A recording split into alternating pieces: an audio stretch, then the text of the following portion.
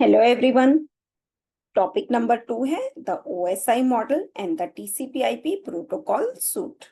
तो इसका ये हमारा चैप्टर नंबर 2 है जिसमें हम सीखने वाले हैं multiple layers in the data communication, OSI model, then हर एक लेयर के बारे में हम लोग सीखने वाले हैं। हम TCP/IP प्रोटोकॉल सूट और इसके लेयर्स को कंपेयर करने वाले हैं और इसकी फंक्शनैलिटी क्या है वो हम देखने वाले हैं और फिर इसके एड्रेसिंग मैकेनिज्म के बारे में हम पढ़ने वाले हैं।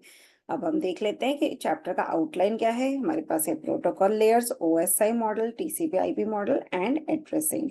तो सबसे पहले आता है प्रोटोकॉल। प्रोटोकॉल लेयर्स क्या होते हैं? तो protocol is required when two entities needs to communicate. मतलब अगर दो कंप्यूटर को कम्युनिकेट करना है तो हमें कुछ सेट ऑफ रूल्स बनाने पड़ेंगे जिसको दोनों को फॉलो करना है so that they can communicate. और इसके लिए हमें कॉम्प्लेक्स टास्क को सिंपल टास्क में डिवाइड करना है और हमें लेयर्स में डिवाइड करना है ताकि हम इजीली एक के बाद एक लेयर्स के थ्रू कम्युनिकेट कर सके।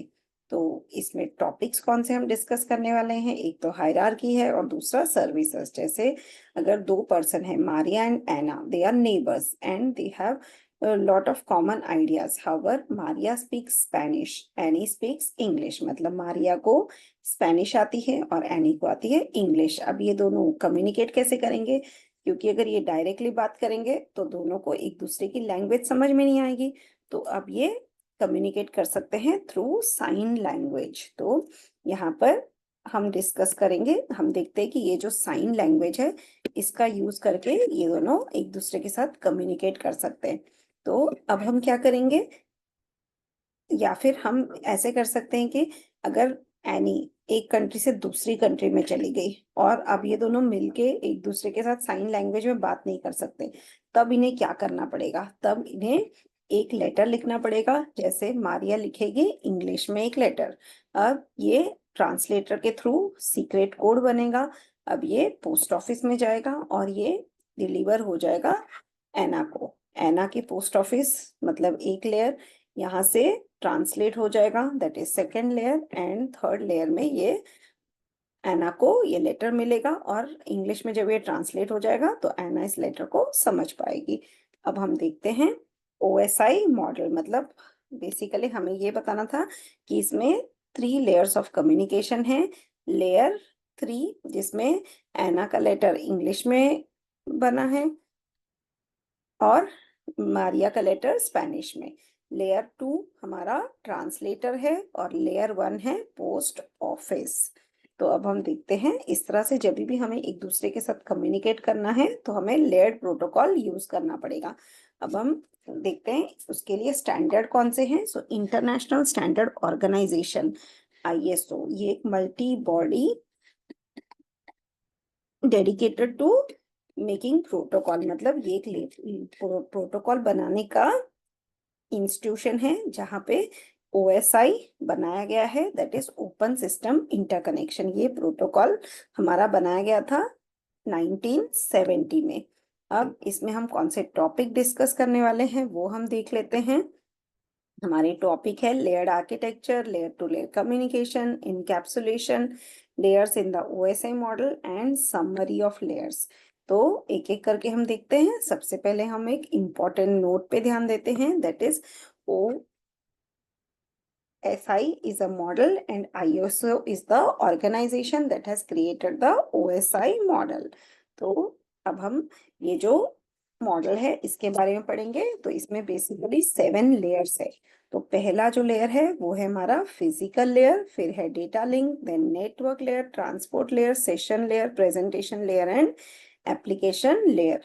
अब हम इसको याद कैसे करेंगे? तो वो हम लेयर 1, लेयर 2, लेयर 3 ऐसे करके याद कर सकते हैं, या फिर हम एक जार्गन के थ्रू भी याद कर सकते हैं, जैसे all people seem to need data processing. तो अगर ये सेंटेंस हमें याद हो गया तो हम ऐसे कर सकते हैं, all people seem to need data processing. तो इस तरह से हम ये 7 लेयर्स के नाम याद कर सकते हैं: application, presentation, session, transport, network, data link and physical layers. तो अब हम नेक्स्ट स्लाइड में जाते हैं।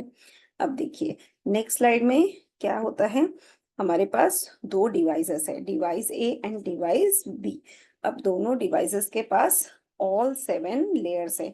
जैसे कि यहाँ पर हमारे 7 जो लेयर्स है वो हम देखेंगे। तो ये देखिए, ये हमारे 7 लेयर्स हो गए। अब ये जो 7 लेयर्स है, इनके एक एक करके ये जब डेटा डिवाइस ए जब डेटा सेंड करेगा तो वो लेयर बाय लेयर वो डेटा नीचे नीचे जाएगा, एक एक लेयर बाय लेयर वो नीचे जाएगा और वो कहाँ पे पहुंचेगा, फिजिकल लेयर में। अब यहाँ से ये नेटवर्क के थ्रू जाएगा राउटर में। राउटर में 3 लेयर्स होते हैं, physical, data link and network. तो ये डेटा ऊपर ऊपर जाएगा up till third layer that is network. फिर ये एक नेटवर्क से दूसरे नेटवर्क में जाएगा और फिर ये नीचे नीचे आएगा डेटा टिल फिजिकल लेयर। और फिर फिजिकल लेयर से ये जो डेटा है ये फिर ऊपर जाएगा टिल एप्लीकेशन लेयर, और ये फिर एप्लीकेशन लेयर में है हमारा डिवाइस बी। तो ये डिवाइस बी को ये डेटा समझ में आएगा। तो अगर हम कोई भी वेब पेज ब्राउज करते हैं या फिर हम कोई यूट्यूब पे वीडियो देखते हैं, in each and every case ये जो 7 लेयर्स का कॉन्सेप्ट होता है वो हमारा यूज होता है। अब हम देखते हैं नेक्स्ट। जब डिवाइसेस को कम्युनिकेट करना होता है तो वो डिवाइसेस कम्युनिकेट कैसे करेंगे, हर एक लेयर में। जैसे अगर हमारा फर्स्ट लेयर है एप्लीकेशन लेयर, तो यहाँ पे एक डेटा क्रिएट होगा और उसके साथ एक हेडर ऐड हो जाएगा। फिर ये डेटा नेक्स्ट लेयर में आएगा, यहाँ पर एक डेटा के साथ H6 हेडर ज्वाइन हो जाएगा। फिर ये नेक्स्ट लेयर में आएगा, यहाँ पे H5 हेडर ज्वाइन होगा। फिर ये नेक्स्ट लेयर में आएगा, यहाँ पर H4 हेडर ज्वाइन होगा। फिर यहाँ पर ये नीचे आएगा तो यहाँ पे H3 हेडर ज्वाइन हो जाएगा, फिर H2 और फिर यहाँ पर लास्ट लेयर में H1।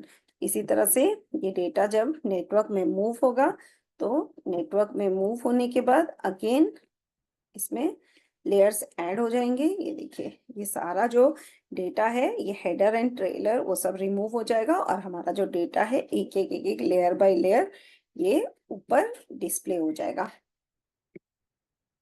तो इस तरह से ये जो डेटा है ये यहाँ पे हमारा डिस्प्ले हो जाएगा। सो I hope this was interesting. It was useful. Physical layer is responsible for moving individual bits from one node to the next. मतलब basically जो हमारा physical layer है उसमें bit by bit हमारा data transfer होता है एक layer से दूसरे layer में। अब हम देखते हैं कि each and every layer का जो basic functionality है वो क्या है। तो अगर हम top से start करें तो एप्लीकेशन लेयर क्या करता है, it allow access to network resources. मतलब हम जो भी नेटवर्क रिसोर्सेज यूज करते हैं that is through the application. जैसे अगर हमारे पास है एक ब्राउजर तो वो हो गया हमारा एप्लीकेशन, क्रोम या फिर फायरफॉक्स या एज। अब इसके थ्रू हम डेटा एक्सेस करते हैं। फिर आता है प्रेजेंटेशन में जो भी डेटा कंप्रेशन या इंक्रिप्शन या ट्रांसलेशन होना है वो हमारा प्रेजेंटेशन लेयर में होगा।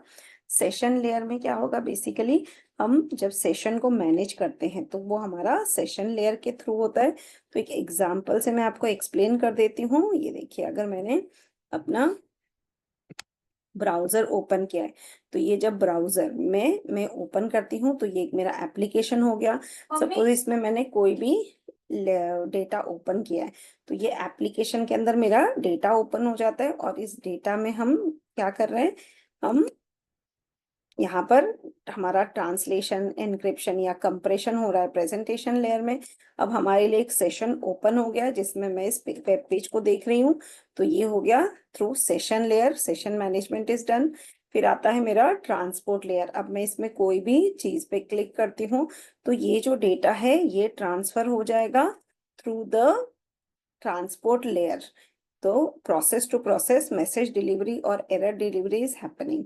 फिर आता है network to move the packet from source to destination. तो इसके लिए नेटवर्क लेयर का यूज होता है। फिर आता है data link layer, it provides hop to hop delivery. मतलब एक नोड से दूसरे नोड को ये डेटा डिलीवर होता है। और फिर लास्ट में आता है physical layer. So physical layer is basically used for bits. मतलब जो डेटा है वो हमारा बिट्स में कन्वर्ट होता है एंड ये इलेक्ट्रिकल सिग्नल्स की तरह फिजिकल लेयर में डेटा ट्रांसफर होता है। तो रिमेनिंग हम पढ़ेंगे नेक्स्ट वीडियो में। Thank you.